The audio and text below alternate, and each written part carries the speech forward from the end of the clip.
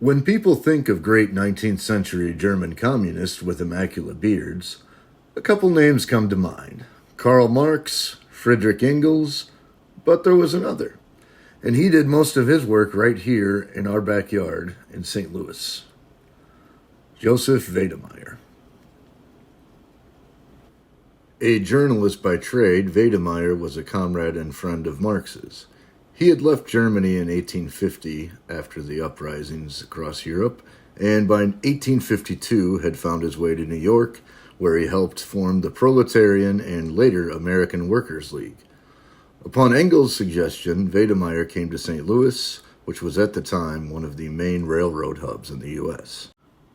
Wedemeyer kept Engels and Marx informed of the proletarian struggle and conditions in the U.S. He was involved in the radical Republican political movement. Much like Marx and Engels, he saw the Civil War as a class struggle, a clash between industrial capitalism, which would usher in the industrial proletariat capable of overthrowing its bourgeoisie, and a backward semi-feudal order of economy in chattel slavery that must be abolished to achieve this coming revolution. Because of Wedemeyer's experience as a young man in the Prussian army as an artillery officer, he found himself in service to the Union as a colonel and later as a brigadier general. He conducted operations such as the pursuit and destruction of Confederate guerrillas in the southeastern section of Missouri known as the Boot Heel, a perfect place for bootlickers to operate from. Later, he was appointed to the military governorship of St. Louis.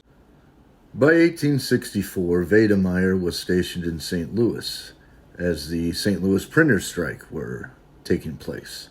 This was a conflict which saw the capitalists and members of both parties lobby the Missouri government to put an end to, under the pretense that the strikes were somehow hindering the Union's ability to produce gunboats.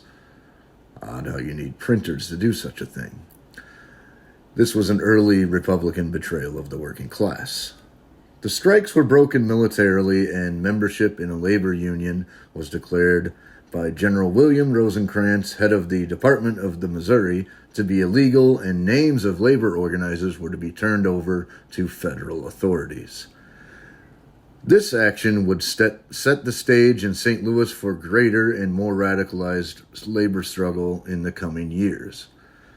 Sadly, Wedemeyer would pass away a few years later in 1866 from cholera, but his contributions to the First Internationale, the class struggle in the U.S. and Missouri specifically, are ever important, and we honor our old comrade, a hero of labor.